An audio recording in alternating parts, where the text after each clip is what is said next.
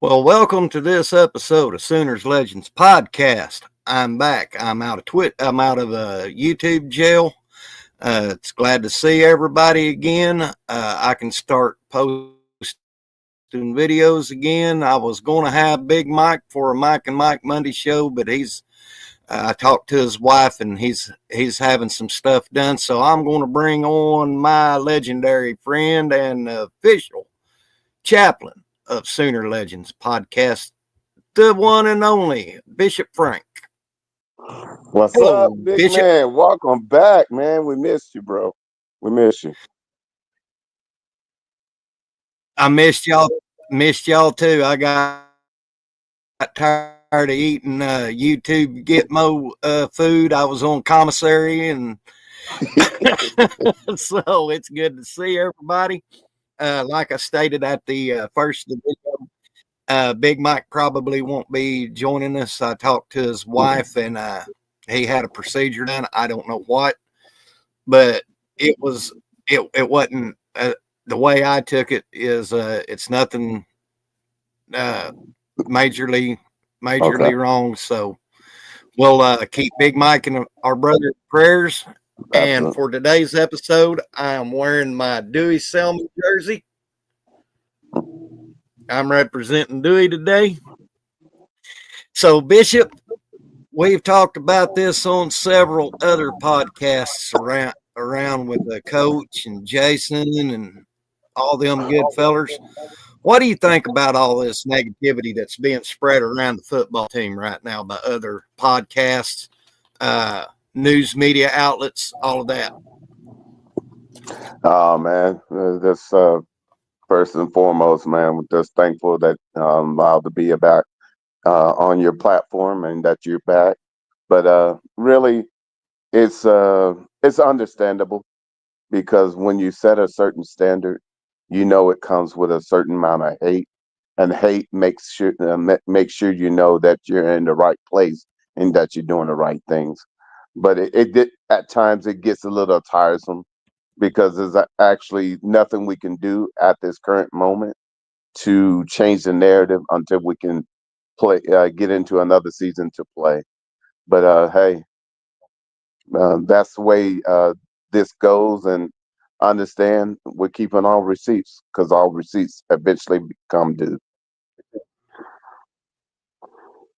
Yeah, exactly, Bishop. And you've been a lifelong Sooner fan. I've been a lifelong Sooner fan. I mean, there is nothing as far we're just going to do what the old metaphor what's on paper, you know, as we look what's before us, what happened in the off season with Oklahoma and Brent Hmm. Venables and everything.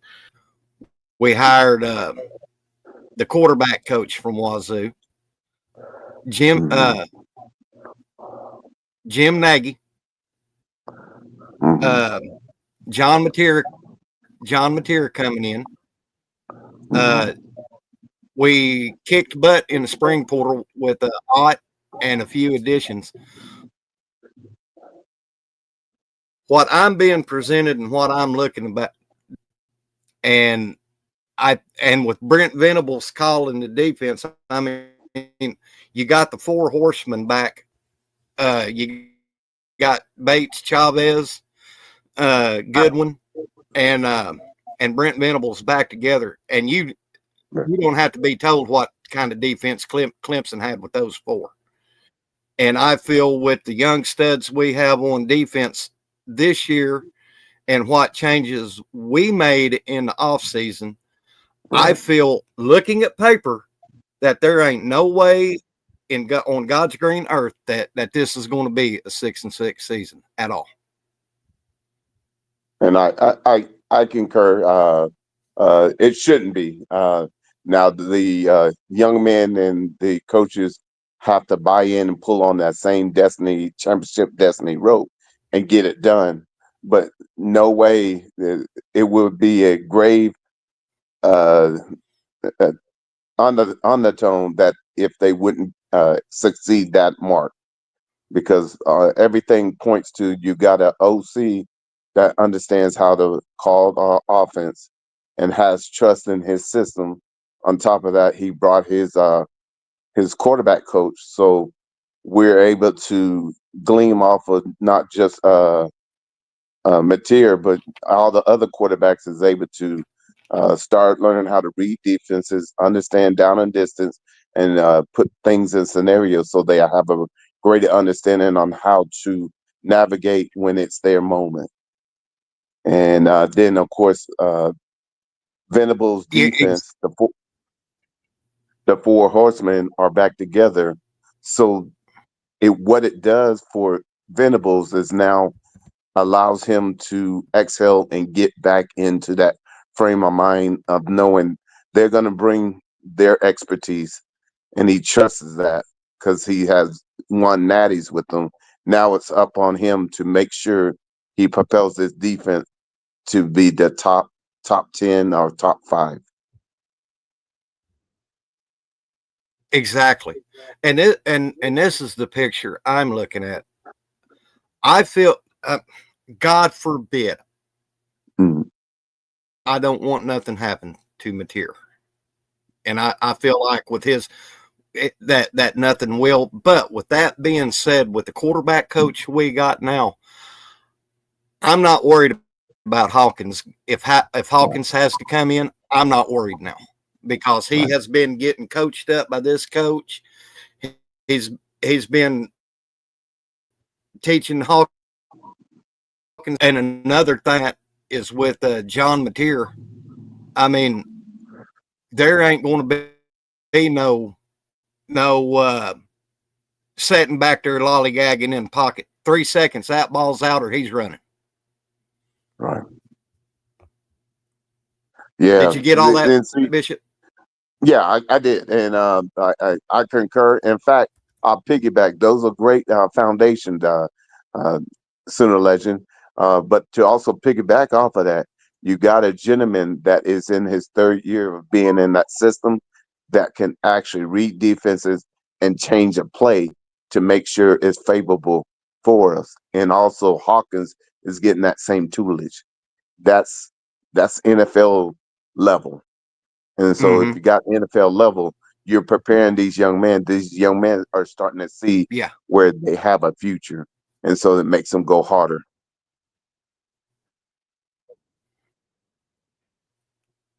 Okay, Bishop. Go ahead and I got you. piggyback I some got more you. I because got I'm you. fixing to send Coop a link right quick. So Got you. yeah. Got you.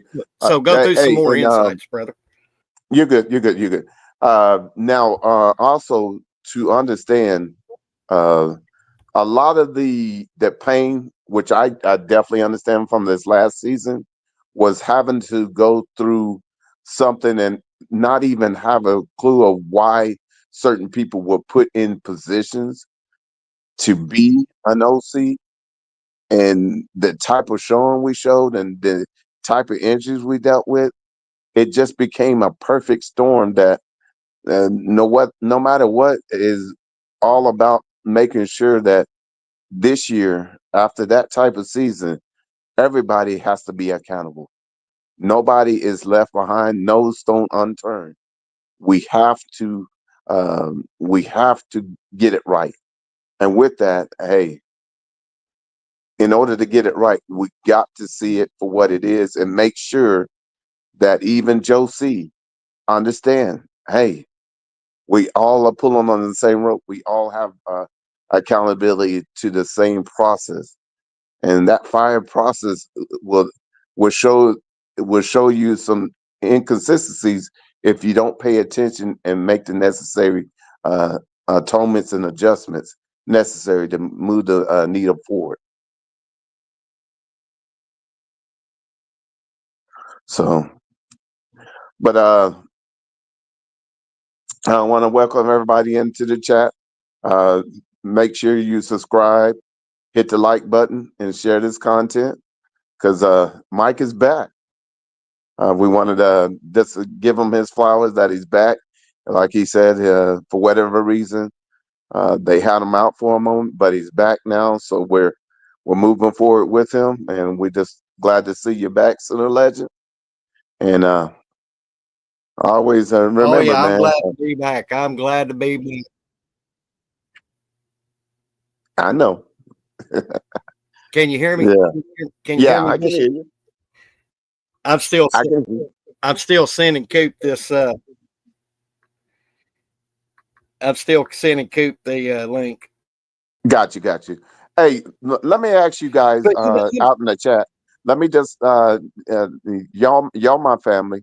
Uh, let me ask you, what's your thoughts on the hires and what you have seen with your own eyes in a short capacity? But do you think we're moving in the right direction and that we got the right person? Do you have your chat up where we can see? uh, I'll answer by yes, Bishop. Okay. Yeah, yeah. Let's see. They haven't responded yet, but I I agree Okay. with you wholeheartedly. We got the Yeah. right chess pieces in place on our board between coaches and players. What Bishop, you say this all the time. Mhm. We're playing chess. We ain't playing checkers. Well, let's welcome to the show from Unfair Sports, my buddy Coop. What's up, Coop? What is going on, Bishop? And who's this gentleman? This dapper, country ass Caucasian dude. I'm looking at my screen right now. I'm so happy to see you. Yeah. See, there you go, Sooner Legend. We're taking off our hat for you. I'm happy to see you too, Coop. Yeah. I've been in YouTube jail. Apparently, I had a video that was. It said that I had used content, and I don't use content, so they took away my monetization. I got to reapply, and all this stuff. But hey, I'm putting content out now, even without There monetization. you go. It's well, it's good to see you back. So, Coop, Absolutely. thank you. Go ahead. Go ahead. What are we talking about? And it seems like we are talking about why is all the damn negativity with the Oklahoma Sooners, with other podcasts, news media outlets, you name it. I mean, Coop, you and Jay do this on the regular. Do you see anything on paper that's telling you and him that we're going to be going 6-6 this season? No, but I'll let's go with the why the detractors could be right. Okay. I think that when you put yourself in a situation to where there's questions, people are going to question. Even after as of right now, the 10-2 season was the anomaly. The 6-7 season is the standard, is the norm for a Brent Venables coach football team. Nobody saw any of the injuries and everything happening last year, which I don't think anybody's ever seen anything like that, because those things don't happen very often. And so, you never know. I mean, the unexpected should be expected. Like, I was supposed to have a call here right now, and building had an explosion underground, so the call got canceled.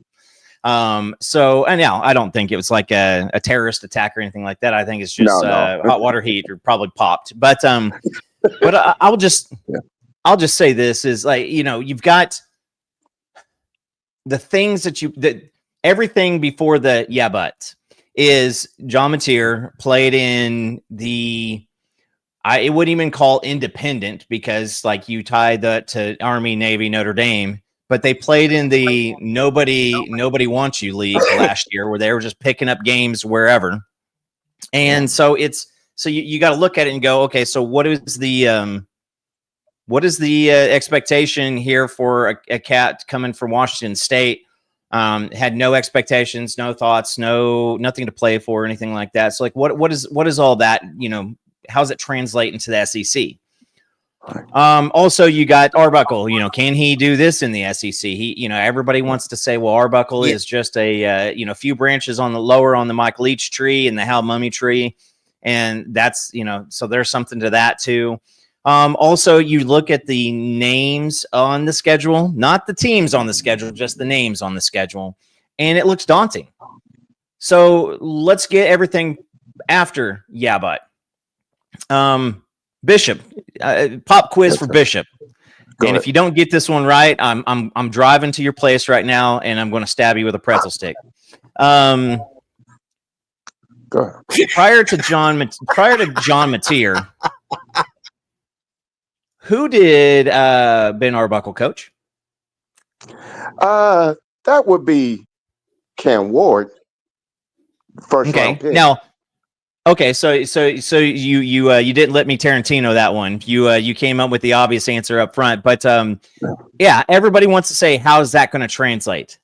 I am pretty safe saying it pretty damn well, because we just saw Cam Ward go to the ACC.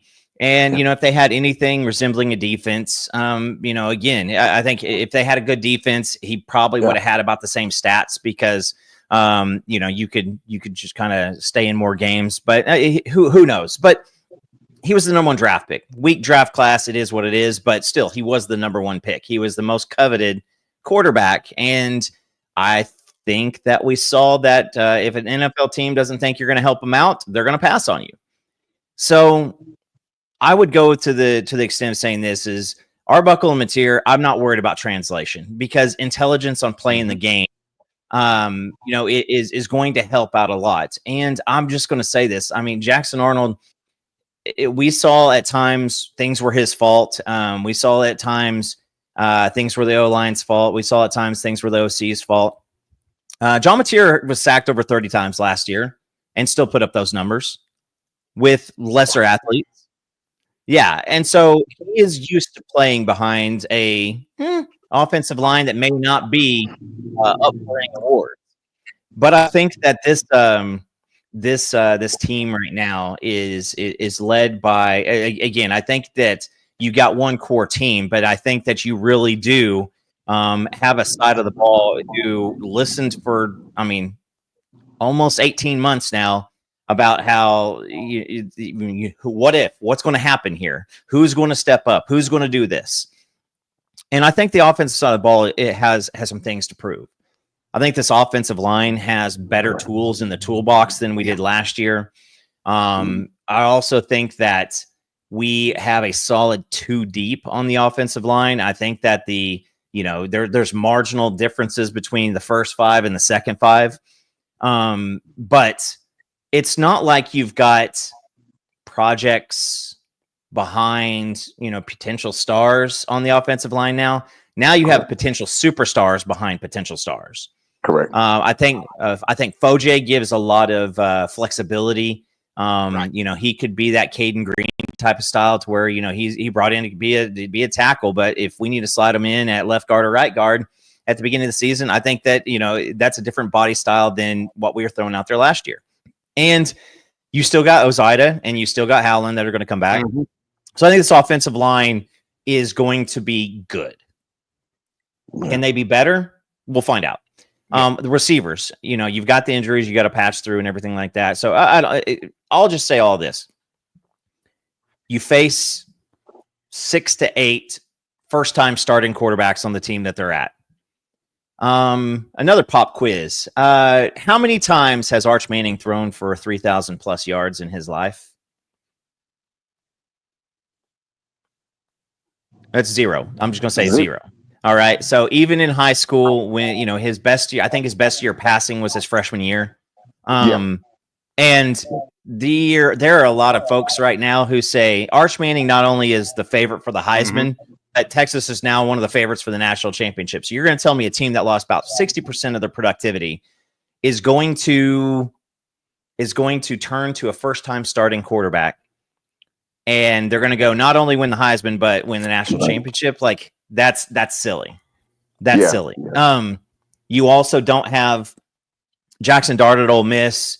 Jalen Milroe was Alabama's offense last year, and so you've got. Everything is laid out here for people to go, WTF is going on down in Norman, Oklahoma, because they're on a little bit of a run here. Michigan, that name coming to town is about where the excitement should end. It's just Michigan coming to town. That team was maybe only one of the only ones worse on offense than we were last year. And I'm pretty sure we didn't have any dudes on the cover of the NCAA football game. You know, they had Edwards on there, and you're just like, what is going on here? You know, that team was terrible. They did pretty. I mean, so you got Michigan coming to town. Jackson Arnold gets to come back home, and something tells me that our defense has made a habit of turning him over. You don't have Jackson Dart. You don't have Nico. You don't have Milrow. I mean, guys, did you see Pate? Pate put out his engagement farming. And again, I love Josh Pate, and his is the most agreeable one so far, but it's still engagement farming. You're putting out something right now on May 10th, May 11th, May 12th to tell me how the college football season is going to roll out. I mean, if that were the case, then we'd have an AP poll already. Yeah, we've always argued. Why do we have a poll, prior to like week 6? So, but Pate put it out, and he has Oklahoma at number 10. Not in the SEC, in the country. Number 10. And I've seen some guys at 26. I've seen some guys at 25. I've seen some guys at 19, 17. You know what? It doesn't freaking matter on May the 12th. It does not matter, guys. It doesn't. It doesn't. The sun just rose a little bit earlier. Tomorrow it's going to do the same thing, and it's going to set tomorrow too. That's what I'm sure of today. Yeah. So, all to say this, my spicy tirade here is that if you are super sold on your team, or you're panicking about your team right now, take a lap, go watch a Netflix documentary or something, because there's still a lot that's going to happen between here and there. Facts. I second that emotion. Yeah. And I'll approve this message. Go watch. Go watch some Little House on the Prairie or something like that. Just, that's one thing. When my daddy was alive, he never did pay any attention whatsoever to off-season hype, this, that, and the other. My daddy was like, put it on the field, square up, put total leather, and let's get the game and see what happens. That was my dad's attitude. Yeah. He just never would get into this off-season hype. And I think for the simple fact is, hello, Kimberly K. Yeah, big salute, Kimberly. I just think a lot of times it's a lot of soul wounds where people have gone through something, and all of a sudden, if we don't get all these 5 stars or anybody we're going after, oh man, we ain't got it. And it's like, hold up, it's a process. And the game has gotten a whole lot deeper with the NIL. So Jim Nagy and them, they have a process, and we got to trust the process. But we got to understand, we're not going to get everybody, but we got to pay attention when we don't and make the necessary adjustments so it doesn't occur again. Well, let me ask you gentlemen this, since we're on the subject. This was the talk last year. And now that we got our pieces of chess put in place, do you expect to see the Bill Bedenbaugh we know and love this year with the chess pieces he's got on that O-line? I believe it. No. I say no. No? We're going to get to see Bill Bedenbaugh, the farmer of talent. That's why I say this is a lot of Sooner fans want to tie the Bill Bedenbaugh is phenomenal, from about the beginning of Orlando Brown Jr., kind of coming in as a freshman, taking off and seeing those pieces. Yeah. What made those offensive lines, under Baker and Kyler really, really good was there has to be a mixture of psycho. There has to be a mixture of talent. There has to Okay. be a mixture of evaluation and talent in the right spot. I really, really do think that you've got so many pieces, but I think that what Bill's going to have to kind of, forge through this year is going to be what happens to that conversation when you're talking to Jacob Sexton, a dude who, and I will do this. Phil is his dad. Jacob, if anybody shows them or tags them on this, I want them to fully understand that I appreciate everything they did for the football team last year at the expense of Jacob Sexton. You guys understand that guy was probably the next Sooner first rounder, and he could have said, hold on a second. I'm not moving to left guard. I ain't moving to right tackle. I'm sure as hell ain't going to play right guard or center. I'm not moving anywhere. I am being drafted here, and I am, I'm going to be a left tackle. That's what I'm going to be, and I'm going to stay right here. Right. No, he didn't. I talked to them before the Tennessee game, and I expressed my gratitude because it really was at the expense of Jacob Sexton's, building of film progression. Now he had some injuries and stuff that he also dealt with last year, but that conversation with Jacob is going to be tough because Jacob was a left tackle. He was a right tackle. He was a left guard last year. He played injured. He played really badly injured. And then he had very little time where he was in his position fully healthy. So how's that conversation with Jacob going to happen where you're like, that ain't happening again this year? There's a lot of those conversations that are going to happen with Troy Everett. Hey, listen, you could be the linchpin for this entire thing. And you got to focus in. You've got to help these guys grow. Maybe ask for some leadership out of him. Fabichi Wewu, I still think had a decent year, but it left a lot to be desired. And so, do you go to him and say, see the kid over there on the bench? He wants your snaps. So are you going to listen, if somebody says, hey, coach, this doesn't happen, but hey, coach, I'd really like to get a few snaps. If I was Coach Bedenbaugh, I would go, all right, look at the guy who you're going to be taking. See how he just took that guy 20 yards downfield. See on that pull, he lined up perfectly. He played with good pad level. You need to remove anything that is going to allow that next guy to come up. And if the team does this, there's still going to be switches. There's still going to be people coming in and out. But if the team is able to really just focus one snap at a time, we're really looking at, 10 wins, 11 wins is your ceiling, right? I don't know if you've got the juice and the horses to go undefeated. Doing 10 or 11 wins is still going to be pretty damn hard. But again, guys, it is a bunch of new quarterbacks. It is a bunch of new systems, a bunch of new players and everything. And it's not like we can go look at our schedule and go, well, that team right there, that's it going to be it. Because we all know LSU is either going to go 500 or win the national championship this year. It's every few years when they get this massive deal, that's what happens. And they're pretty much the only one on our schedule that I'm like, that game is the one that we got to circle and got to focus on. Right. Well, I know this is one thing. Go ahead. Go ahead. No, what I was going to say is that to piggyback off of you, is that I wanted to also remind our family is that the other side of the equation is the defense is pushing them, is not making it easy.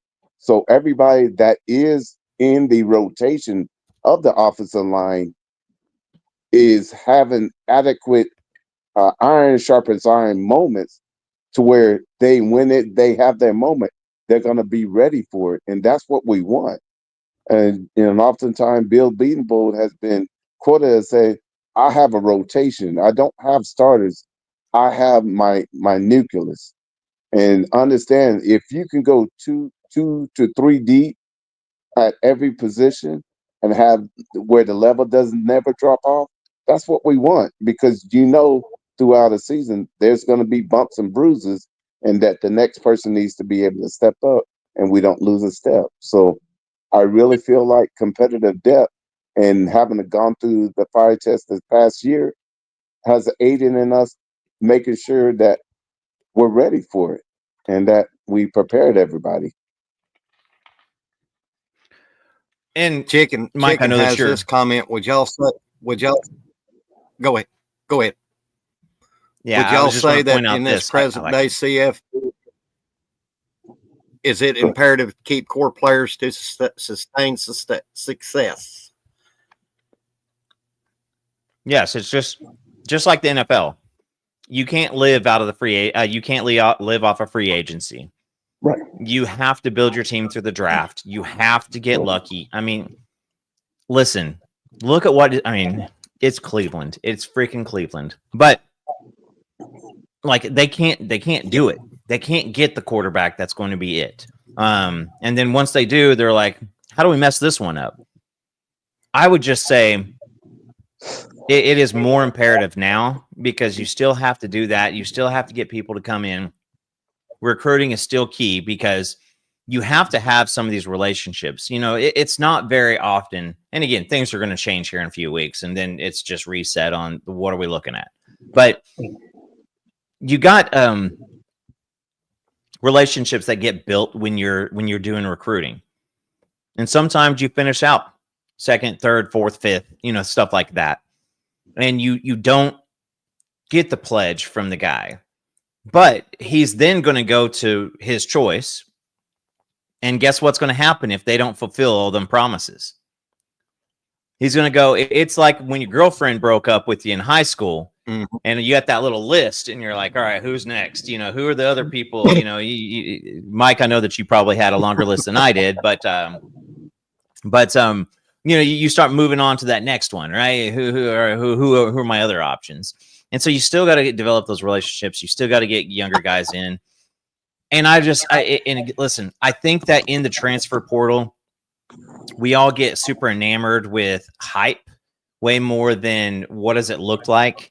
You know, we see the 3 or 4 exceptions every year of guys who transferred and they ball out, but we don't see the 5,000 guys who transferred and didn't do a damn thing. Right. Or the D2 guy or the group of whatever guy that comes up and still stays number 3 on the depth chart at your school now. We don't hear much about them stories, and except for like, oh, those are just the misses that our school had. It's not, but it's you got to stay pretty clear. I want to kind of point back here real quick. Sooner in Texas, it says Alabama on the road. What do we know about Alabama? I will say that go ahead. I will say that the system changed last year. Didn't go as super as everybody thought it might go. Right. And I'm not going to point out people that I know that may have called this happening, but there were some. And so now this year, we still don't know who the quarterback's going to be. You still don't know. I mean, how's that system going to look? Yeah. You bring over Grubb. You've got your new quarterback. Jalen Milroe did not fit that system. I mean, that would essentially like putting Lamar Jackson, with Mike Shanahan. Like it's just not going to, everybody's like, well, yeah, he can make those short passes and everything. Well, it takes more than that to win the Super Bowl. So I go with Bama. Just nobody knows what it is. And you saw the mistakes that Bama never made to give up a game seemed pretty common for them last year. With Saban, he was not going to allow those small things happen, those little attentions to detail. And they became a culture of winning. And you didn't want to be that next tier who said, oh, I'll go ahead and be the first person to let Nick Saban go off on me.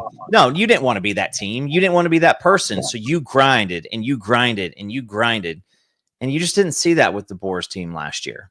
You saw a lot of times where you weren't 100% sure what was going on. So I think that Alabama is up for another year that, kind of like last year. They're going to look really, really good at times, and it's going to look suspect at times. I really like DeBoer. I think DeBoer was a great coach at Washington.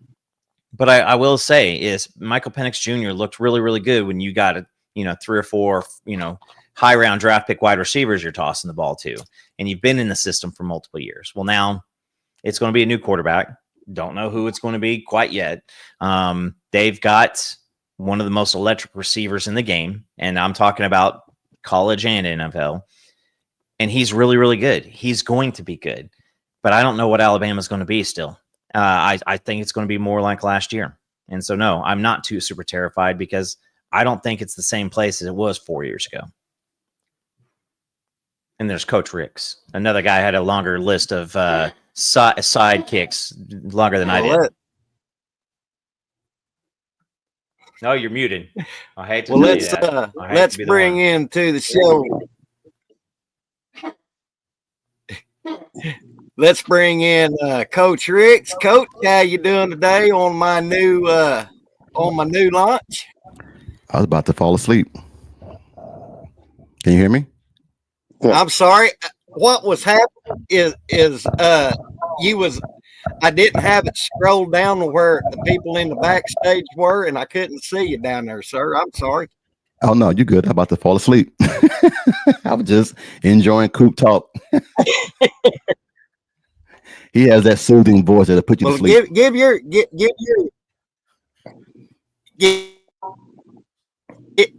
Give your insights, Coach, what we was talking about. Which part? With what kind of piggyback off of what Coop was saying with everything the negativity with the Sooners right now. People don't know. People don't know. Or they don't want to know. They don't know or they don't want to know. Football is football. I mean, I guess people forget that Brent Venables was arguably one of the best defensive coordinators. So I guess they thought that he just forgot how to coach. So there's going to be negativity, people. There's going to be negativity until people see a product out on the field. Until they start seeing Oklahoma get back to Oklahoma football. It's going to always be this way. But it's just the SEC stigma, I guess you can call it, because we haven't had this problem in the Big 12. It's only in the SEC. And as they say, that's where the big boys play. So I think that it's going to always be that way until we get out there and start putting foot to ass and start realizing, making people believe that we're back to what we need to be. I don't think people understand how valuable. Well, I don't want to use that. Wes Goodwin, man, I'm going to keep going back to that. He is on the East Coast kicking ass trying to get players to Oklahoma big time.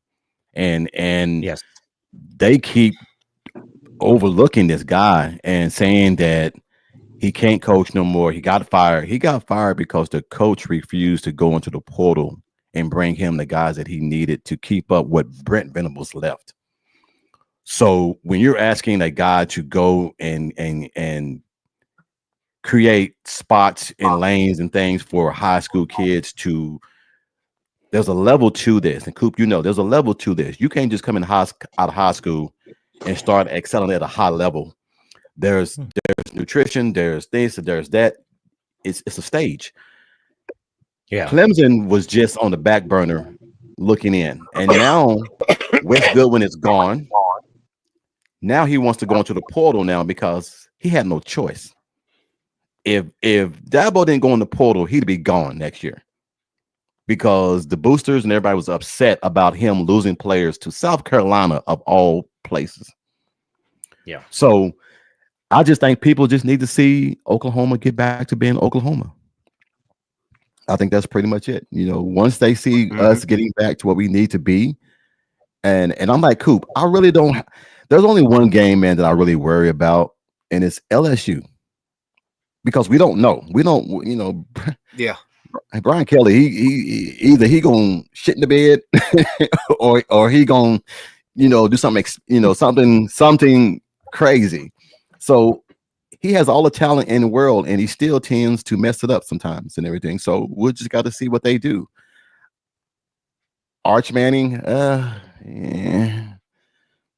we'll see.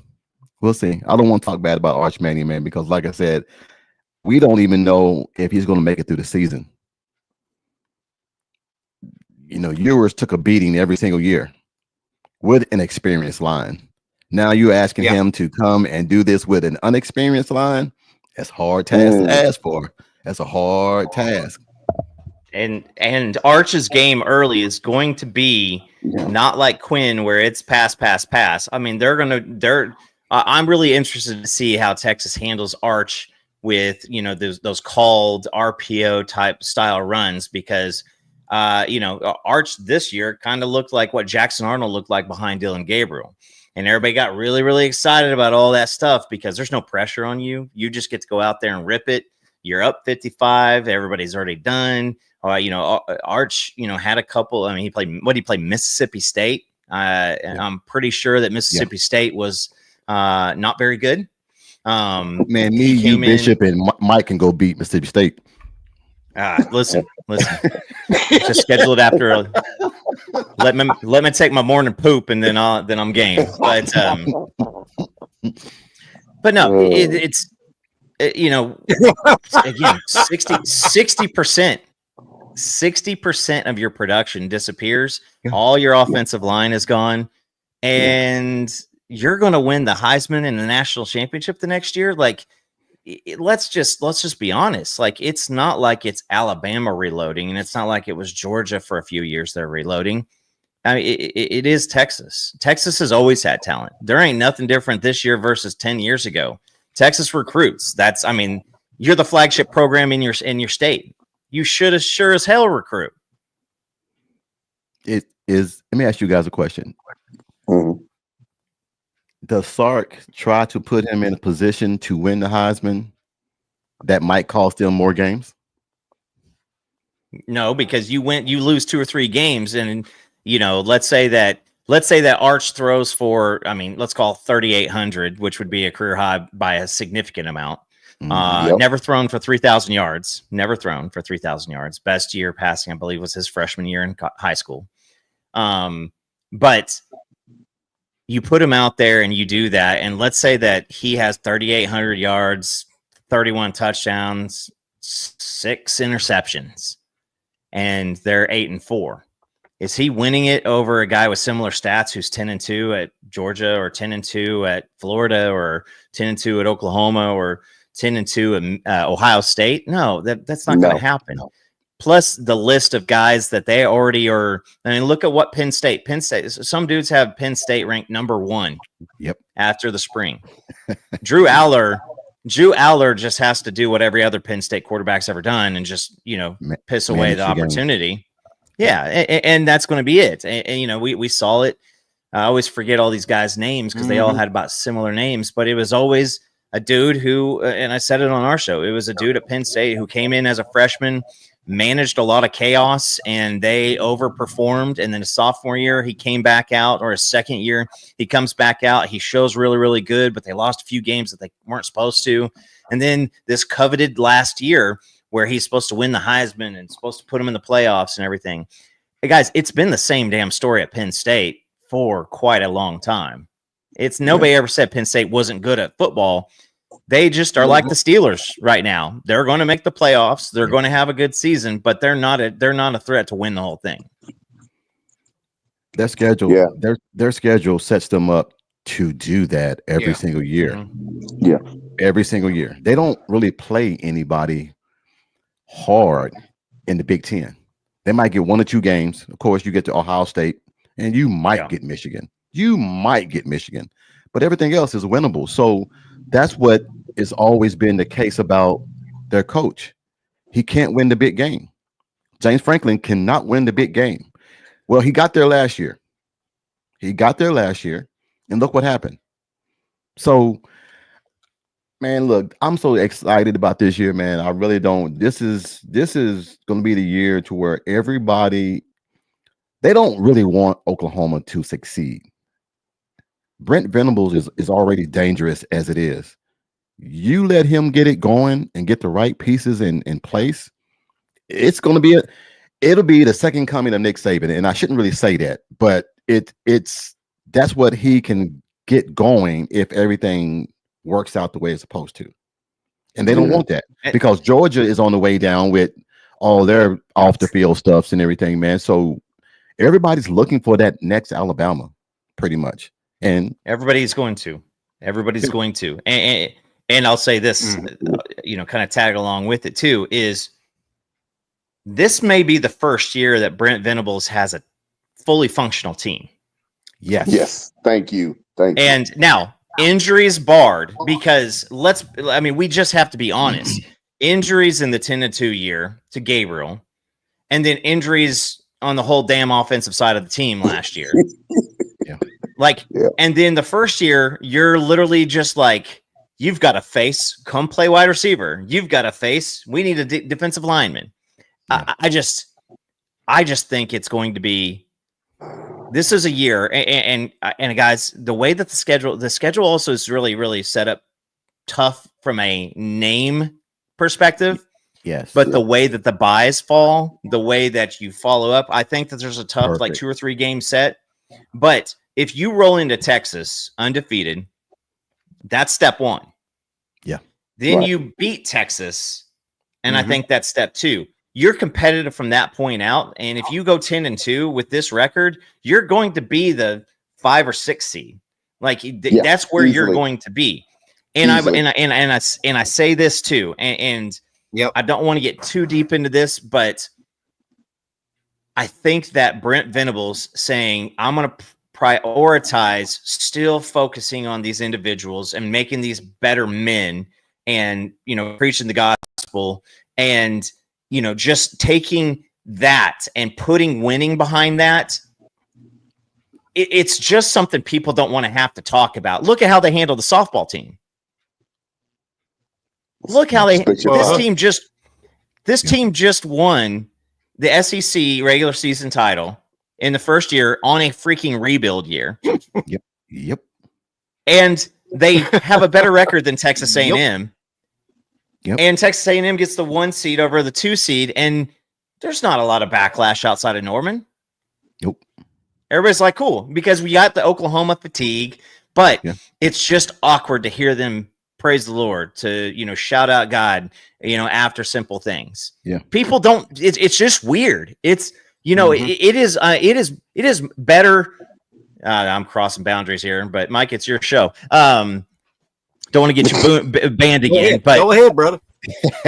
I just say this is, it is so much harder to say, you know what, he did this right for reporters and for media and coverage. It is so much harder for them to go, turns out he did this right. Yep. And I take that now, adding Nagy in here is kind of like what you do if you rewind 4 years ago in the Oklahoma City Thunder organization. It doesn't look pretty. You got your pieces, but you watch what Sam Presti did the past 4 years.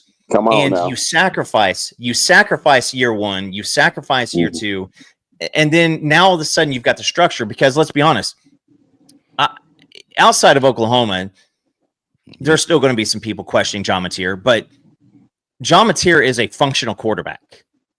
And it will not be long. It will not take very many games before people are like, hey, guys, did you know that Ben Arbuckle coached Cam Ward also? And then he coached this guy. And it's going to be like people discovering, language. And it's going to be hilarious at all these realizations. Or like, oh my God, did you guys realize Oklahoma had a really good defense last year too? And it could have been better if the offense helped out at all. All these revelations are going to start happening. And this is what we're going to be like. Facts. Spit your just fire. like everybody talking about USC nowadays. Everybody's going, well, shit, I guess Oklahoma fans were right. The honeymoon stage is over. Well, hey, Mike, I'm gonna say something now. I'm gonna Coach, chill for a while because I got something I wanted to ask you. Congratulations. Go ahead. On your show getting back on. I think we've been boycotting, trying to get you back on, man, trying to get this thing back together and everything. I want to commend you, man, because we don't do this that often. We don't congratulate people and everything, man, give them their flowers and everything when they need it. And I think, man, you went through a lot during that time when you was off the air and everything, man. So congratulations being back on air. My question to you in the panel, I think BV did it right this year. Okay. He saw what happened when Levy left. He saw what happened when we lost the defensive coordinator to go to West Virginia. So what BV did was this. I'm going to hire Ben Arbuckle, but I'm going to bring in Kevin Wilson just in case. I'm going to go get Wes Goodwin. I'm going to call defense, but I got Wes Goodwin just in case. So I think a lot of people and everything, man, this is going to be the year that BV, honest to God, gets to set back. Because I'll put it to you like this. He has kings on offense and he has kings on defense. So now all he has to do is just sit there and finally just manage this team. He has people that he trusts in key positions to do what they're supposed to do. So this is what the OU fans see. The outside people don't see that. They see a broken down Kevin Wilson that got fired. They see a broken down Wes Goodwin that got fired. So they see, why would you go get all these guys that's fired? Because I know these guys. I know what they're capable of doing when you put the right pieces around them. So that's what we live in right now. And Well, Mike, I want Mike to go first. Mike, go ahead. Go ahead. Okay. You ain't seen me in a while. I touched on this briefly on Coach's show the other night. I had a guy at the local cafe tell me, well, Kevin Wilson got fired from Tulsa, blah, blah, blah. And I said, really? Go ahead and think that, buddy, because if you say you're a Sooner fan, go back to what he had when he was OC at Oklahoma. He had Sam Bradford. He had Jermaine Gresham. He had all them horses that he was and it's like the old narrative. Brent Venables ain't forgot about how to coach defense. Kevin Wilson hasn't forgot about coaching offense. What he's going to have, what you have, is a collective mind come together with Ben Arbuckle and Kevin Wilson coming together. Kevin might have ideas that Ben Arbuckle don't, but you're bringing that collectively to the table, and Kevin's going to see something that Arbuckle don't see. Arbuckle is going to see something Kevin don't see, and they're going to make this offense is going to be. I'm excited for it. You should be. Go ahead. You should be. Yeah. Bishop, I need to hear you, Bishop, because I invited Mike to my show today. Look, y'all got me about to shout up in here. The simple fact is, we didn't go through the fire test to just not yield anything. We went through it for a reason, and we understand that we got to put it on the field. We get that. But I look at the pieces that these ambassadors that they've been spitting their fire, that you're looking at pieces that keep people accountable, that have the experience, that can add something to the room to where we'll always be on point and we'll always be a step ahead. It's something special to have a collective group of men like we do that are all for one, period, point blank. And we don't know what the future holds, but I know this, they're going to do everything within their power to make sure these young men are ready for that moment. 100%. But Mike, I like what you were going there at the beginning because, and Coach Ricks, I know that you know exactly where I'm going to start going with this. But over there on the defensive side, yes, Brent Venables is going to be calling plays. You know who else called plays on that defense? Todd Bates, Nate Dreiling, Wes Goodwin, Brandon Hall, Nate Dreiling.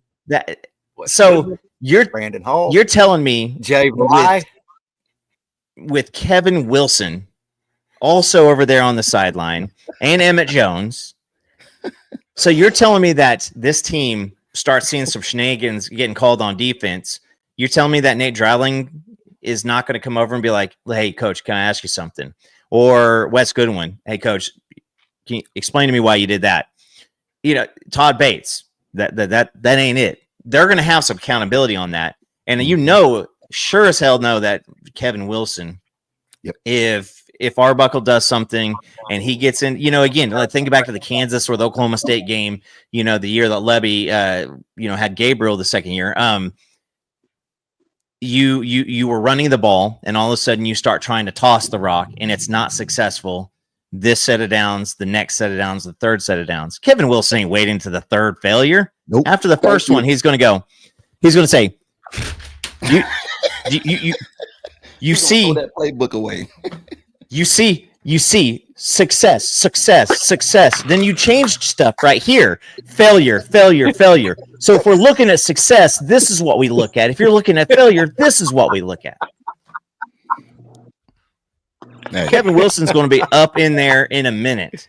Now, do I think that it's going to happen? No. Yeah. I'm pretty sure that there's a reason why everybody who needed an offense coordinator was wanting to have a conversation with Ben Arbuckle. There's a reason why John Mateer could have potentially said, I go to Miami, North Carolina. It wasn't Oklahoma, Texas Tech, or Kent State. I mean, there were big dog teams that were wanting both of these guys. And you throw in an alpha dog at the running back spot, which I think Jaden Ott is going to absolutely be. I also think John Mateer can, and this is a comparison with what he did, but Tom Brady would take these no-name receivers and turn them into functional athletes. They never did anything anywhere else, and they always end up coming back to the Patriots to play a little bit longer. And it is absolutely. And now, is Ben Arbuckle and John Mateer bringing us a system type of scenario, and maybe John Mateer won't be successful in the NFL? I don't give a dang about that one right now. But if he's a system quarterback and he puts up numbers like some of the Texas Tech dudes did in their system, or when Kevin Wilson did here with his system, or John Doe did at the other system, it does not matter. Production's production. I was telling Mike on my show a few nights ago is that right now, Kevin Wilson and Ben Arbuckle is in the lab somewhere, cooking up plays, drawing up this and that. I think the best coach to ever call play action plays was Kevin Wilson. That play action that he used to kill with Jermaine Grissom across the middle was crazy. Crazy. So now you put him with a quarterback that knows the offense. I'm just telling you guys, man, look, being an OC, the one thing I love about being OC is that when I have pieces around me, you can make shit up. you can create plays out of nowhere, and you can create plays that look the same but have different designs and different routes. So you might think we're running the same thing, but it's all about what you're going to do. And if the offense knows, no, I have to stop you there. You're telling me that there's got to be a plan on offense. No, and you tell me that you can make things look different. I can make things look different. Yes. I mean, I saw our offense, and it was, hey guys, this is what we got. Well, what if? I don't know, but that's the plan. Last year, you could say, look, you had 4 flat tires last year, man, and and no spare. So this year, at least you got a Hummer. So I think in everything right now, man, everybody needs to chill. Because I get tired of hearing this. Well, he did it in the Mountain West. He did it in whatever. You can throw the ball in the air. It's still getting the routes down, getting timing down, getting guys in the right position, the right formation. Oklahoma is going to be fine this year on defense. They're going to be fine on offense. So I'm done talking about all this crazy stuff, man, because people just don't know football. They don't know football. You can't add that many pieces to this offense and it still be 6-6. So facts. And we got a kicker. Yeah. Well, here's to me, it's not an X factor, but it's something that I bitched about this all last season, running the shotgun on our own 1 freaking yard line, getting a safety here, getting Ben Arbuckle, John Mateer under center, do a play action, and like you say, Coach, all the time, if you try to get in Arbuckle's head, he's going to dink and dunk you for 98 yards and a touchdown, and that breaks a defense coach and players' mentality quicker than popping off a 70-yard big play. Am I wrong, Coach? Well, I mean, if you give me 3 plays, 80 yards, I'll take it. But if you're going to try to force me to dink and dunk you down the field, we have the weapons that we can do that. But that will kill a defense more than the 3 80-yard, the 3 plays, 80 yards. If I can go 16 plays, 80 yards, that will crucify a defense, because now I have you thinking already in your head, you can't stop the under routes. So now that forces you to come up. Now I'm going to dink and dunk your ass down the field and make you. And I love that he does cross routes. And he makes the defensive guys run all the way across the field. You better not be in man. If you're in man, you're gonna have a long ass day. If you're in man against this offense, you better be in zone. No, I'm just telling you. It's going to be in zone. It's going to. And you know what? Before I say this next part, I think that Jerry Rice and Randy Moss would have had trouble, getting the ball last year. But Deion Burks, did anybody remember what Deion Burks looked like even with Jackson Arnold last year? Yeah. Like that first again, and that was with no quarterbacking. Deion Burks caught more ground balls from Jackson Arnold last year than I think Derek Jeter did his final year as a Yankee. But I just think that I guess that was a good one. Is you've got Deion Burks. Yeah. You got Deion Burks. You've got Isaac Stegna.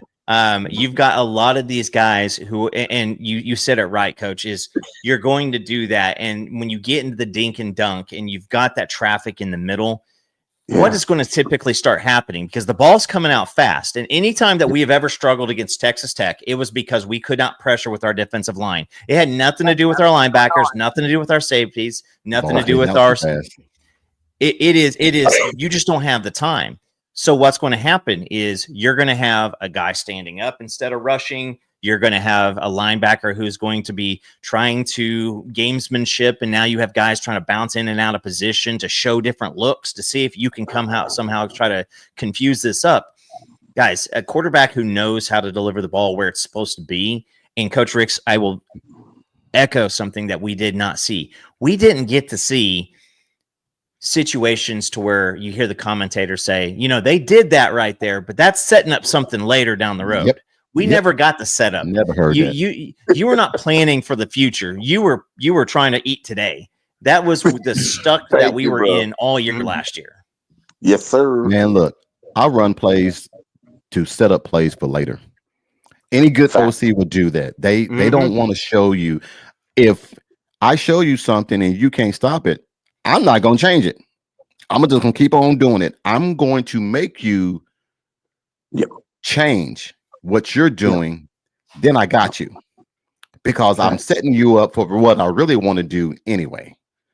So if you keep giving me that 5 and 5 and 5 and 5, I'll keep taking that shit all down low, and I'll just keep subbing those guys in. You can't do that. We have the horses to work. Well, no, we have the thoroughbreds to where we can do that. You don't have that. And then just when you feel like, okay, then we're going to put X-Rod big ass back there and we're going to make you stop him.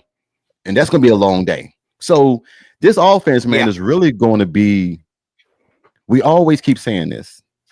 We would love to have a Lincoln Riley offense with a Brent Venables defense. Well, folks, you get your first look this year. You get your first look this year. Ding, ding, ding, ding, ding. The dinner bell. Bring in the dinner bell. It's your first look. Coach, yeah. Coach, how many times did you preach to the choir last year about that left ass cheek? When we would run off that left ass cheek with Giovanni Barnes, what happened? Man, we big got yard. 10, and then 10. Seth or Joe John would go away from it the rest of the game. But you don't help the defense out by changing it. I mean that gold. Look, Coach Blankenship, in Sparrow, his model was, if it ain't broke, don't fix it. He would run 31. He would run 31 dive out of our formation 19 times. He would tell us in practice, okay, guys, we're gonna run it 19 times in one game. Coach, you sure? 19 times. Out of 19 times, nobody ever stopped it because he said it's like Novocaine. So this is an old school coach. He runs it and runs it. Kevin Wilson is the same way. If you can't stop it, he's not going to change it. He's going to tell the Ben Arbuckle, keep running it until they stop it. So, and I think it goes to say it also is, you have some dudes at wide receiver. We got to get, a little bit more lucky with the recovery aspect, which after last year seems like it's asking a lot.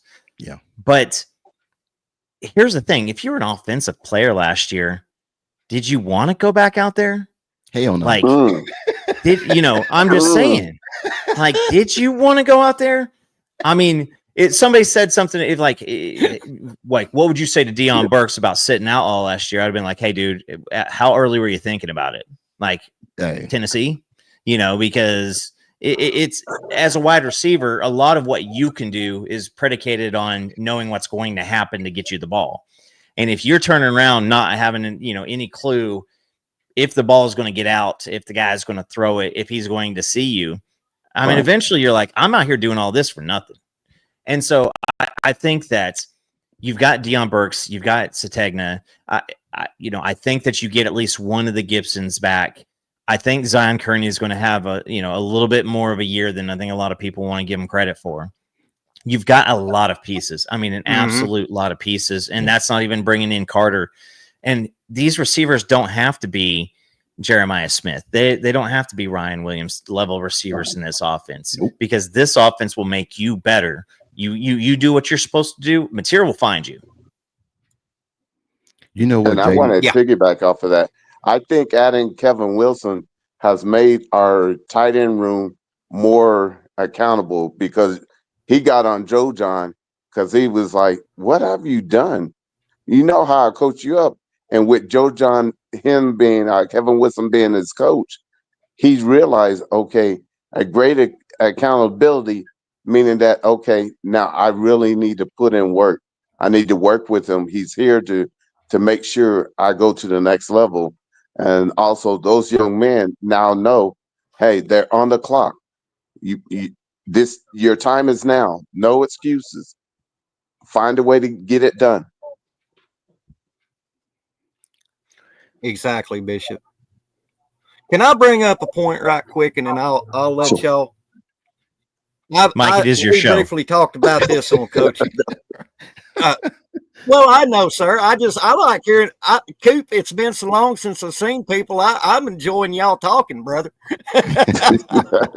But this is something that probably isn't getting talked out a lot, but I'm going to bring it up. I don't expect Jaren Kanak to be Mark Andrews or even Joe John Finley when he was tied in, or Jermaine Gresham. But what Kanak is going to bring to the table is he's going to be a solid H-back tight end. When you need that extra 5-10 yards, a little dink and dunk pass to move the chains, Jaren's going to be it. And I have finally seen it, Coop, before I even had a podcast, I said this on you and Jay show a couple of years ago. Take Kanak off of defense and it finally happened. So I think that Kanak, he ain't going to be spectacular, but he will be solid. What do you guys think about that? Here's the thing. Like, he's not going to be Braden Willis. He's not going to be Dimitri Flowers. You don't need him to be. No. Exactly. What you need him to do is, if he's in, he probably has a dual responsibility. It's probably first and foremost blocking. Now that is the issue that he is going to have to continue to work on. He's going to have to work on the blocking aspect of, and because you can't put him on the field if you know it's going to be a piss poor block or or a passing route. What do you do at that point? You just demolish his ass, because whichever one he was going to do, you did it. You got rid of him. So, but again, I feel like between him and Huggins, and if anybody else wants to participate in that room, you need about 30 catches this year, probably around 600 yards, and that's the tight end / H-back situation.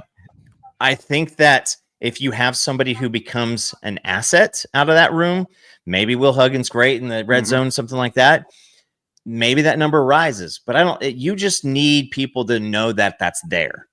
And that's where you got to keep enough 2-3 catches, kind of like Austin Stogner was here the past couple of years, because Arbuckle will help that out with a lot of crossers.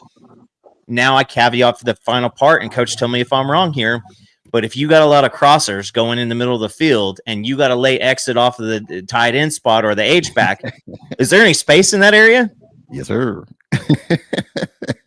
If you got crossing routes, and you got, what I like to do is have my receivers do the crossing routes. I send either my backfield, or if I'm in a pistol, I send him on the flare. And when he goes in that flare, if that linebacker don't move, I got Ott out in the backfield. If that linebacker does move, I got Canick right in the middle of the field. So like I said, you're setting them up for what they're going to do. And this is why I'm saying to you guys, get ready for quote unquote the Lincoln Riley offense. Lincoln loved to set up plays to see what the defense is going to do. Arbuckle is just the same thing. He's doing the same thing. That ball's going in 3 seconds. So there isn't that much time. Now, as the season goes on, we used to love to see Baker sit back there for 5, 6, 7, 8 seconds. If we get that this year, all hell gonna break loose in the SEC, because they're gonna be in trouble. Because no one can guard anybody for 6, 7 seconds. It's impossible. We play flag football right now, and they got 7 seconds to get rid of the ball. You can't do it. You cannot guard nobody for that long. So send the guy in the flare or send the guy out in the flat. If the linebacker don't move, you got out there one-on-one with whoever out there. And I'll take that over anybody, any time of the day. If he does go, yes, if he moves, that linebacker moves, I'll dump 5, 6, 7 yards, hit Canick ass, and just keep doing it and keep doing it. I'll make that linebacker quit football or go play basketball. Hey, and that's why you bring in Jaden Ott is exactly for that spot, because it's Javante Barnes is who he is, but he's not catching a flare and making the first man miss time after time again. It's not going to happen. Yeah. That then does not become a great play. That becomes a 2-yard loss, maybe a 2-yard gain. But a Jaden Ott can do that. We saw X-Rob, that dude has thickened up. He lost a bunch of weight when he came in, but now he's gained it all back, and he just looks like a tank. But you got guys like Tatum, and you got guys like X-Rob, and again, Javante is going to be good. But I mean, you're going to have some pass catching capability out there, and it won't take long. And it won't take very many times for this to happen, for the SEC to go, okay, Jaden Ott on a flare is an issue, because he goes out there and someone misses an ankle tackle and the wide receivers are out there blocking how they're supposed to be. Touchdown. I mean, it's a long touchdown. And guys, I went back recently and I was like looking at the longest touchdowns of our year last year. Both of the long touchdowns, both of them. The big pass to Hester for 94 yards against Maine High School, and then what was the other one? The one against Auburn. We didn't earn either of those plays. We didn't earn much of the offense. We got lucky a lot of times that it finally just worked out for us. But I think that I just think that it's going to be. You have Jaren Canick as I mean, the guy's fast. I promise you this. He's going to be 6'2", 240, and he's going to be running a high 4.4, a low 4.5. And if you've ever wanted to see a little jet sweep from a tight end, that might be somebody that you can do that with. Cheat code. Also, if you have it as a pistol or a 2-back split set type of a situation, he is going to be, you got Ott. He runs out and he runs a pattern. He clears out the middle. You got crossers back behind him. Jaren Kanak is going to have a lot of options if you want to use him that way. Or if the pocket holds up, he block, now release.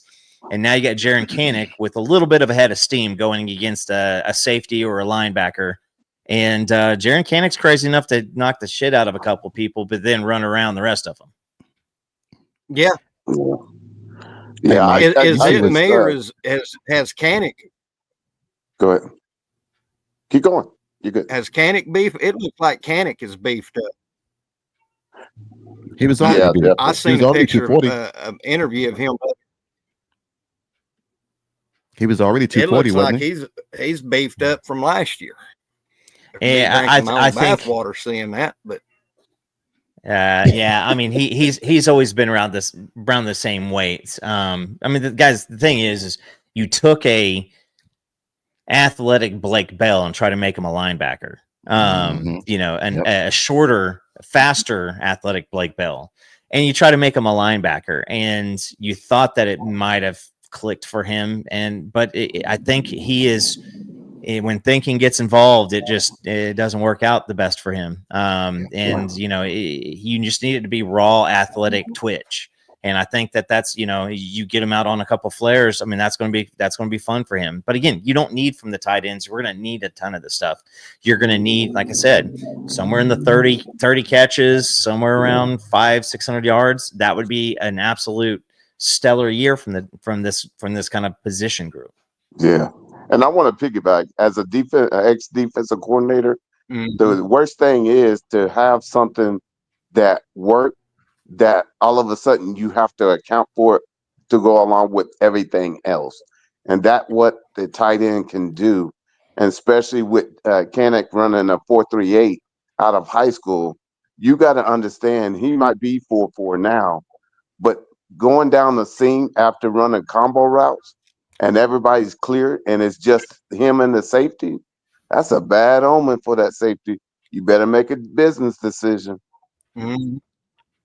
Hey, Mike, Jimmy. You know, go ahead.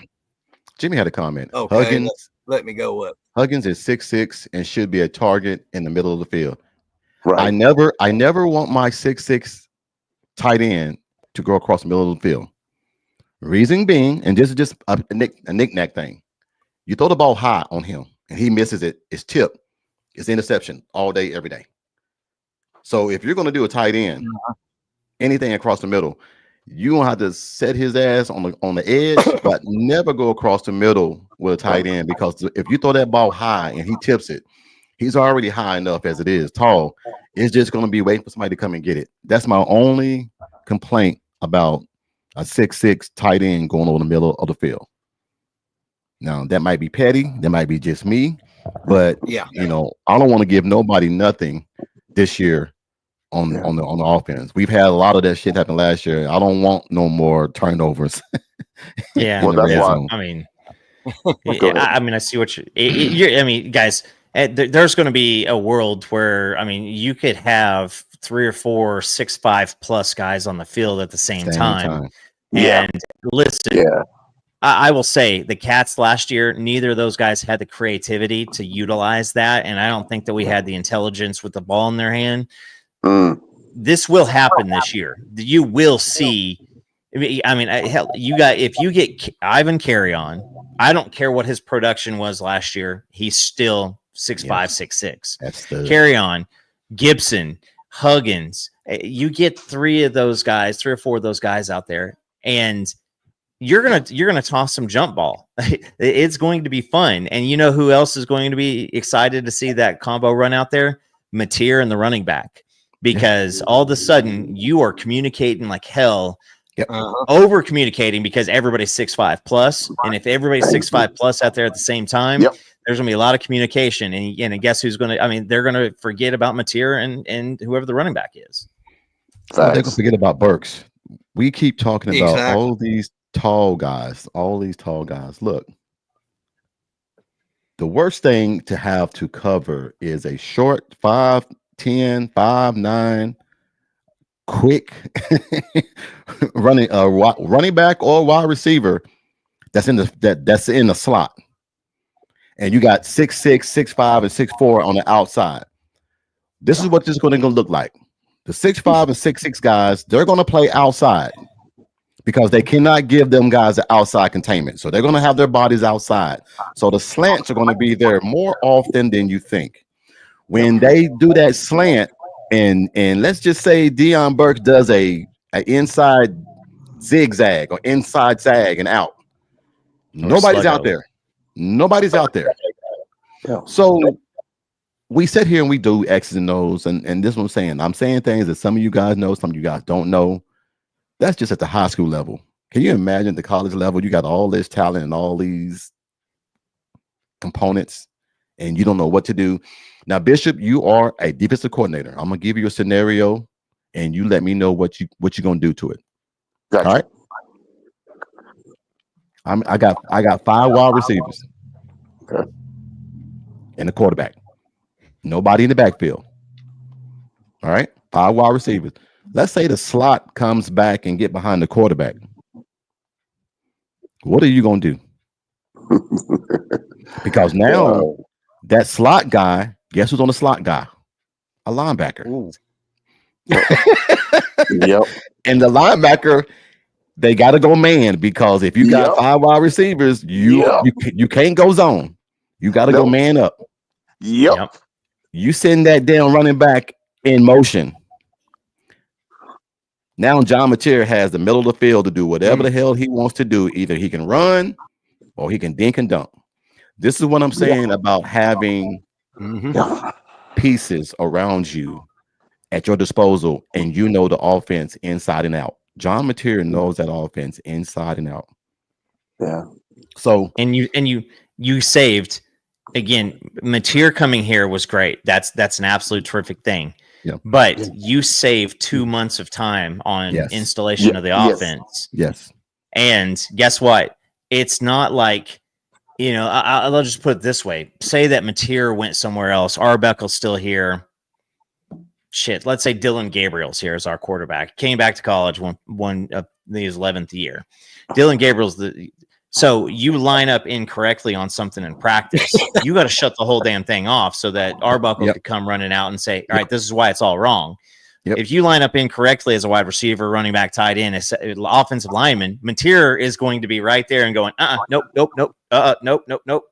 And you got that. He's going to put you in the right spot. So the installation process took a lot of that time away. And again, you say, you got a linebacker, you go 5 wide, Burks comes back into the backfield. Now he's on a linebacker, or you over communicate and he goes on a safety. Whatever it ends up happening, they're not running 4-3. And I will say this, with Mateer being as mobile as he is in a situation like that, another thing becomes a very big deal. It's hard enough for that safety or that linebacker to cover Burks. But say that they get lucky and they cover him for about 4 or 5 seconds. Burks then pivots, and now you got to continue to follow him back across the other side of the field. Yep. And that ain't gonna happen. And so if you give Mateer time, it's going to be deadly. If Mateer just still has to process quickly, he still can be effective in way more than we saw. And let me piggyback off what you. Do you remember when Mixon ran that one route where they did a combo route, and the Mixon out of the backfield caught that one ball and ran down the field for a touchdown? He ran a wheel Texas route. Tech. He ran a wheel route. Absolutely. That's like what twice. we're talking about. He ran it twice. Yes, because they couldn't stop it. Hey, so you just thinking. Then what happens in the defensive quarter mind? Once that happened, I gotta adjust.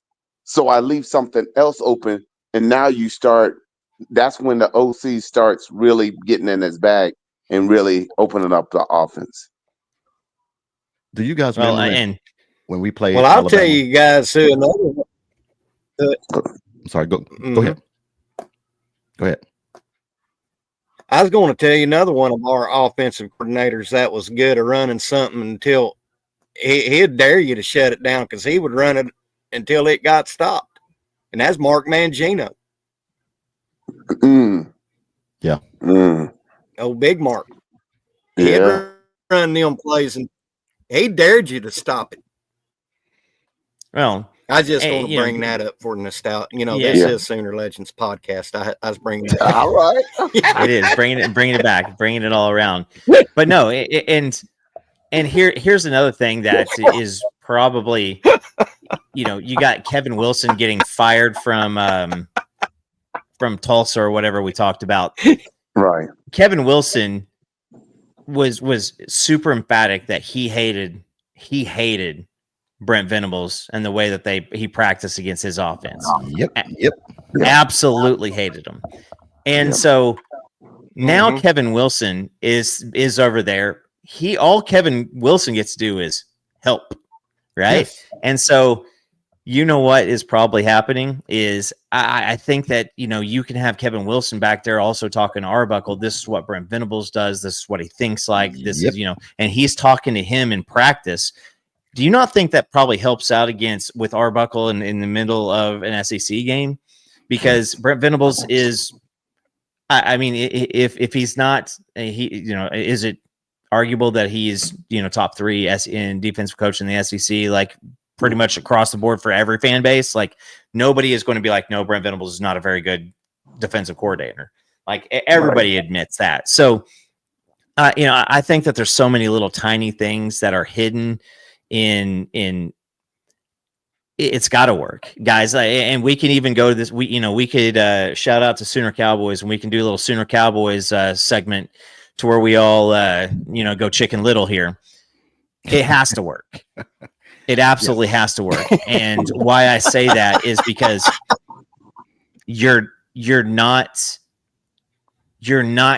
nobody's going to be making excuses. True. And the any of the advocators who say that Brent Venables, I've seen 8-4 gets him fired. I don't think so. I don't think it's a guarantee. But something happens, somebody, LSU does turn into a juggernaut. You're not going to play your best game every single game. And you've got a couple of, just tricky scenarios. But if you go 8-4, there's a chance you get fired. And so this is a very, very pivotal year, I think, for Oklahoma as a football program, because I don't think there's a chance we ever go back to, we're the next Nebraska or anything like that. But the longer you stay out of the top of the top spotlight, everything is about what does the media show me. And guess what? It's not super sexy to show a nice 7-5 team on social media, and kids don't see that and go, "Oh, that sounds exciting." 7-5 just seems like Texas Tech to me. It's that, yes, you're not terrible, but you really aren't a threat to anybody. And I think 6-7 gets them fired. I think 7-5 probably gets them fired. I do say this, that I think it's pretty unanimous at this point in time where the program is today on May 12th is he has BMD, big money donors on his side. He has a lot of the board guys on his side. And I think that Brent Venables going 8-4 could be deadly for Joe Castiglione instead of Brent Venables. I think that there's a bigger chance of that happening than Brent Venables, because that would be a shakeup, but nobody wants to. Now, all that being said, I don't see a world where this team goes 7-5, 6-7, and Arbuckle does a good job. I don't see our offense being good and our defense being bad and us being that that would be such a drastic drop off from last year on defense with almost the same players, right? So I just think realistically, your offense is going to be good to very good as a baseline. If it's very good, we're 10-2. If it's good, we're 9-3, 8-4. Right. I just don't think that there's enough threat on the schedule. I think that everybody looks at the letters, not what with the status. Facts. Yeah. Facts. I'm standing on this, I'm just looking at what OU has right now in the tank. We got probably one of the best off-season hires in the NCAA with Jim Nagy. I mean, that was a shocker to me. But what I'm seeing, I can't down myself and say we're going 6-7. Looking at what the players, the staff, all of this of what we have on paper going forward, and and Giovanni JJ, he's not out. He's out, but I mean, ain't his recovery going to be a lot sooner than expected, Coach? Oh, you muted yourself, Coach. So, I mean, I'm not worried. My bad. Yes, he's on course to get back probably before the third week. I wouldn't rush him back and everything because we don't really need him for Michigan. Good. Michigan is kind of depleted on the backside, so we got enough guys and everything on that. But I'm just, I'm gonna agree with Coop on something, Mike. 6 new quarterbacks that we're gonna be facing. 6, and I'm not even counting Temple and Baltimore State or whoever the first game is. Like I'm not counting. That's Michigan and in conference. I don't. It could be all of them. We could be facing 2 returning quarterbacks to the team that they played for last year. Okay, from what we're hearing on the East Coast, I'm just going to say this because it's always brought up in almost every coach's seminar. Never fails. They know I'm a real big OU fan. Coach, what the hell is going on? What's this? I hear it all the time. People do not want Oklahoma to do well in the SEC because of what Bob Stoops used to always say about the SEC. They are top heavy and his record. So they need Oklahoma to stay down there where they are. They need it. And I had a guy just come up to me and say, Will, I just don't see it this year. He said, and of course, brother-in-law's over at Clemson. Most of the guys were hurt that West got let go. A lot of them were hurt, but it was something that the fan base, and we all know the fans sometimes ask for something that the university and that the team really don't want to do. But you get so much of this talk from the fans about this and this and this. They did not really want Wes Goodwin to go. Now that he's gone, there was no doubt. Everybody knew where he was going. So there was no job hunting, no nothing. Everybody knew where Wes Goodwin was going to go once he got let go. Even Dabo knew. That's why he pulled that trump card and didn't let nobody know after that 5 days. So once he did let him go, couldn't nobody go nowhere. And there were some recruits that wanted to go, but they couldn't go nowhere. Yeah. My point is this. We can sit here and talk about this all day, guys, and people are not going to understand Oklahoma like we do. They see one thing and they see it as Texas is better. Texas has been doing it for the last few years, but Oklahoma has not been consistent like Texas. And what I mean by that is you haven't even seen Texas lose a defensive coordinator. You ain't seen Texas lose an offensive coordinator. You ain't seen Texas lose it. We've lost 3 offensive coordinators in 2 years. 3. 2 of them couldn't call a damn game if they was outside. Well, I ain't gonna say that. Stop, Will. Stop. Okay, 2 of them were handicapped. 1 of them left. I'll just say that. There you go. Oklahoma is in a better position now than they've ever been. BV finally has the pieces in place. He has a guy that's an offensive coordinator that loves Oklahoma. And Mike, we said this a few months ago when we found out that Ben Arbuckle's wife loves Oklahoma more than he does. Isn't it a blessing to call a good game and go home to your wife knowing that she loves Oklahoma and you can be happy and happy and happy? I'm just saying, everybody stop panicking, man. People are going to talk about 6-6. Just let it go in one ear and out the other ear. When we get to 10-2, we'll be fine. Okay. Cool. So I'm gonna go. We're gonna have an actual debate, and we're gonna go debate rules. All right. So I'm gonna set a baseline and chat. I want you guys to. We're gonna get a couple answers on both sides. And you can just thumbs up and thumbs down. All right. So as a panel, thumbs up, and in the chat, you can say up, you can say down. Is Oklahoma going to be better than they were last year?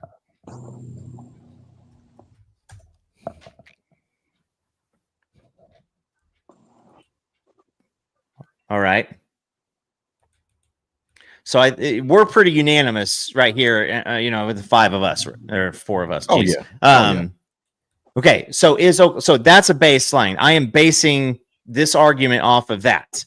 Now let's see here, going down the competition, and I don't think we lose a non-conference game. I don't even think it's a question. I think Michigan is not going to be significantly better on offense. They're going to be a lot worse on defense. They lost, significant amount of people. So is Auburn going to be better or worse?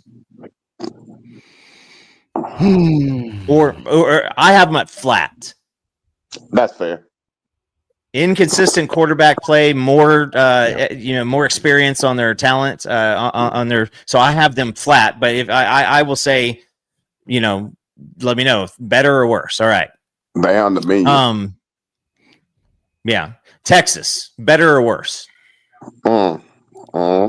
Even. I have Texas worse. You got flat. I got them because the offensive line. That's exactly it. Yeah. Okay. South Carolina. Worse. Yeah. Worse. They lost a lot. Yeah. So I have them at better or worse. All right. Ole Miss. Worse. Yeah, worse. Okay. Tennessee. Damn sure worse now. Worse. Yeah, that for me it's worse. Okay. Bama. Better. Better. They're better. Due to the quarterback. Yeah. All right. I'm gonna call them even. Coop, are we going by versus last year? Yeah. Better. Yeah. Okay. Okay. So Bama, I got them neutral or better. I think it's going to. I think that they're going to be better on offense and worse on defense. I think that's pretty fair. Okay. All right, and then Missouri. I think we can all pretty much make that one quick. All right, Trash. and LSU. Better. I don't know, man. Brian Kelly just. I'm gonna say flat, just even. Okay. So we have 2 teams in that whole entire slate. Okay, Mike. Yeah, Mike's even, Steven.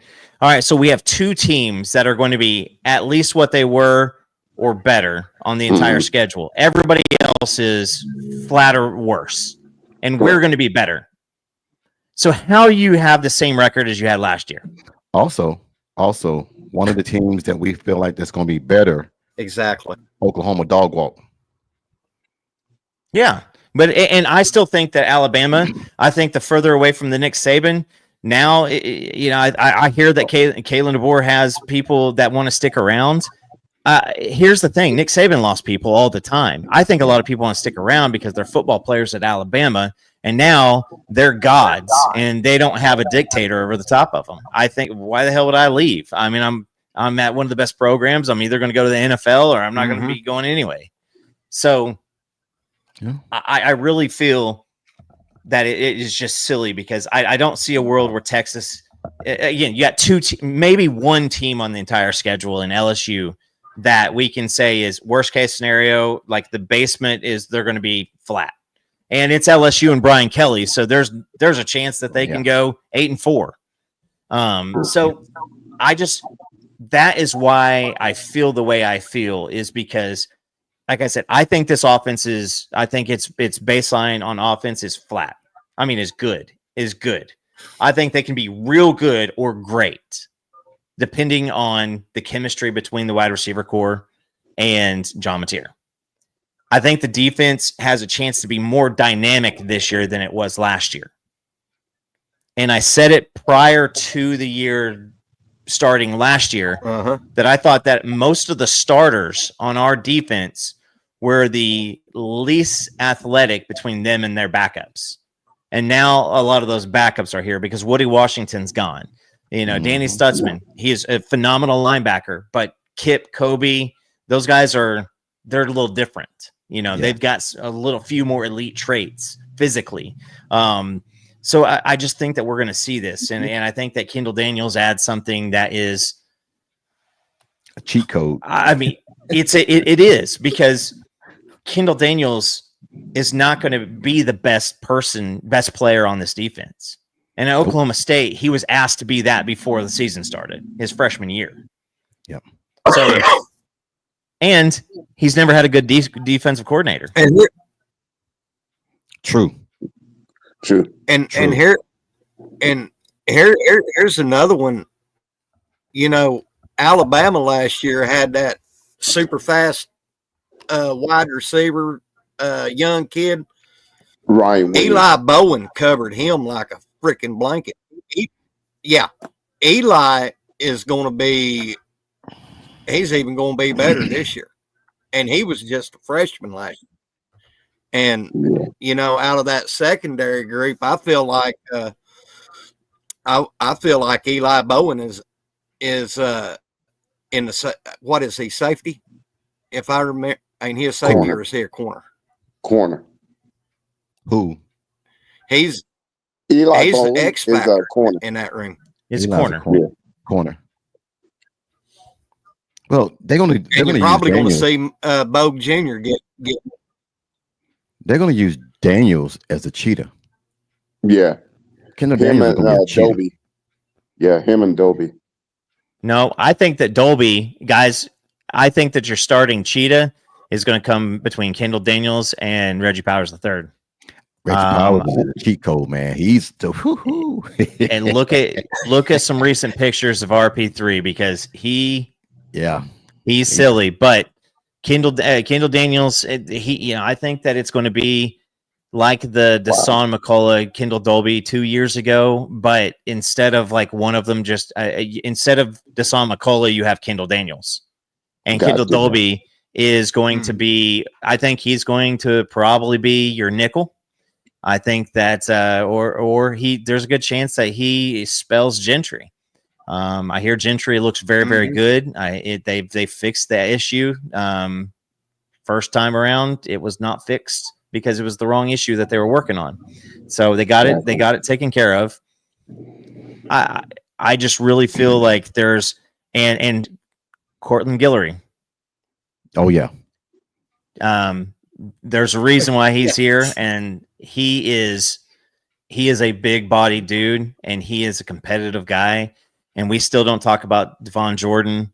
We still, Jacoby Johnson. Like, I'm not worried, in the cornerback room or in the coverage room. But yeah, I mean, I just think that this defense has Brent Venables is probably. I mean, there's probably a reason why he took over the play calling duty, and it's because he doesn't want to watch anybody else have this type of fun because of what he has and his capabilities. Yeah. Well, you didn't even mention RSJ. Speak. Go ahead. Yeah, Robert Spears Jennings. Listen, it's Hey, I would go this far, and I'll let you talk on your own show apparently. But I would say y'all's good. Y'all's good. Not to be at known. some point in the year, the starting safeties are going to be RSJ and not Peyton Bowen. Would Peyton Bowen be better suited for corner, you think? I think that these pups are coming up and they're coming up fast. And I so know. get ready because I think it's going to be Hardy and RSJ. And then you just get to use I like Hardy. and you get to Hardy use is a and you get to beast. use Boganowski however the hell you want. That's the thing about it is there's in that guys at the University of Oklahoma. I'm going to say something, and Bishop, you guys are going to understand it. Mike, you're going to see the safety room at Oklahoma is a strength of the football team, along with the best unit is the defensive line. Yep. Wow. Yep. No, he's not lying. Wow. He's not lying. He's not lying. Does anybody want a little PTSD? Go ahead. Pat Fields, No. Justin Broyles. Oh, Bookie. yeah. So, guys, those days are done. Chijoke I mean, those days are done. Yeah, No, Chijoke. the days of the 5'10", barely getting 6 foot. Yeah. That's the one thing that BV and someone said in the comments and it said, why doesn't somebody please tell me why the hell we don't play bump and run with our corners? That's not Brent Venables' defense. It's bump and run. I hate saying that, but they don't have to. They are a zone defense. Yeah. So It is. if you want to do a bump and run, that's man to man. I mean, and it might call for that one day, but they don't do that. Now, what you should say, who's that? Jimmy that said that? What you should say is, why do we play 10 yards off the down wide receiver? That's what you should say. A defensive coordinator only does that if they don't feel like they have the foot speed to stay with the corner. And does that surprise anybody with a homeboy running a Des Malone? What do you run like a 4.67? Yeah. And then Woody Washington ran like a 4.59 or something like that. So do you guys now understand why when teams started running crossers on us, when they saw number 5 come in on defense, they see 5? That you go back and watch it. They'll audible right to crossers because Woody Washington's clever enough to keep coverage for about 3 seconds, and then after that, his chances go down. Yeah. And 4.67, you can't hide 4.67 with intelligence. Not against some of those wide receivers that you're facing in the SEC. No. Yeah. So you disagree, Chicken? I disagree, Coach. On what? By the percentage of completion downfield, I disagree. But who really threw the ball? I mean, who really threw the ball on us last year? What team really threw the ball on us and had like a 300? LSU is the only one. I think LSU is the only one. We gave. I mean, that would be it. But I think I see what a lot of people, because between Kenai Walker and Des Malone, there was there were a few times. I think there was one in Auburn, and I think it was Kenai Walker again. But I mean, there were a couple to where you hold them down. But I mean, I think at this point, guys, like, we got greedy too fast on defense. If we let 6 bombs go all year, and you were pissed off about it, like, we were covering that in a half under Lincoln Riley. Thank you. That's all it was. Hey, Mike, I gotta get up out of here, man. I got a conference call that I gotta get on. Okay, Coach, I appreciate you coming on, brother. Thank you, bro. Hey, always, man. Cool, man. Glad to see you again, man. Always a pleasure. It's always good having you on, Coach. Hey, man, no problem, man. I'm gonna say this and I'm gonna leave with my pride. Texas sucks. I'm gonna say it with my pride. Y'all have a good day, man. Y'all do All good. right, man. Hey, Good Mike, seeing you, bro. congratulations, man, on the show, man. I look forward to being on some more You time, too, man. Coop. Hey, All right. Y'all take care, guys. All right, then. oh yeah, you too. Hey, Coop, I was going to ask you on some of you and Jay's live chats. Did y'all ever really get down and evaluate C.J. Nixon out of Weatherford? Like, explain. Wait. About his potential, what he could be at Oklahoma. I mean, we just saw it with Jaden Rowe. I think, like, just the body of who he is gives him a lot of capabilities to do. I mean, he could be a tight end. He could be a defensive end. He's got the frame and he's got that quick twitch. I think that it's going to be where's he going to be needed? I also wonder about the longevity of how long it may take for him to turn into something. Because I think that it's just hard to go, man. I'm glad he wasn't a high 4-star or a 5-star guy, because I think that a lot of people are starting to get frustrated because you can't have a guy like a high 4-star or a 5-star guy come in and take 3 years to develop anymore. You just can't afford it. Right. Like, you need to be an impact player pretty quickly if you're that high of a caliber of a guy. So that's where I'm starting to worry, because it's not the fact that, like, I'm going to say PJ Adebawore, if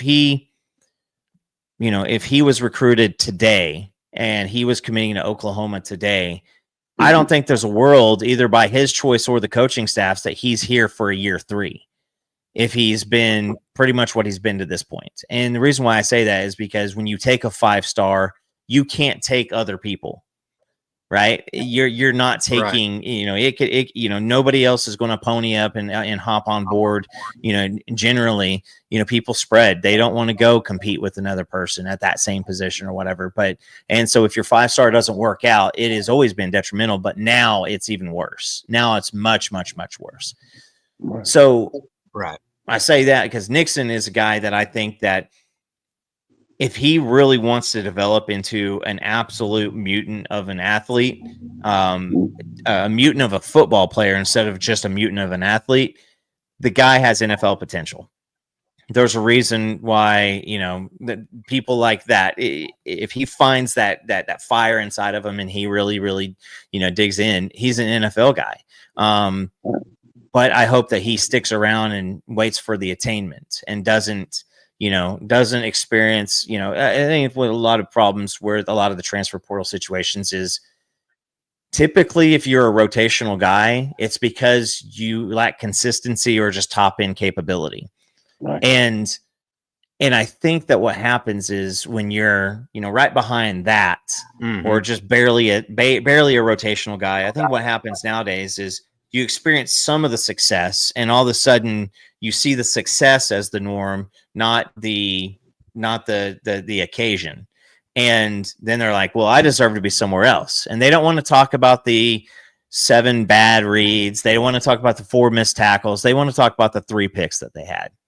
And so that those are the guys that you hope that he wants to come in and develop and really just take some time to become an animal of a football player, because I think he's a guy at the end of year 3 or year 4. I think he's a significant difference maker. Definitely. He's also never been around Schmitty, so maybe he explodes and it's year 2. I don't know, but that's the capability. He's a guy who could end up being nothing, and he's a guy who could end up being a high round NFL draft pick. And I also think that him. Well, guys, we've been going about 2 hours. Oh, go ahead, Bishop. Go ahead. No, just one last thing. I just think he's in the best room to be developed. And that's all I wanted to add.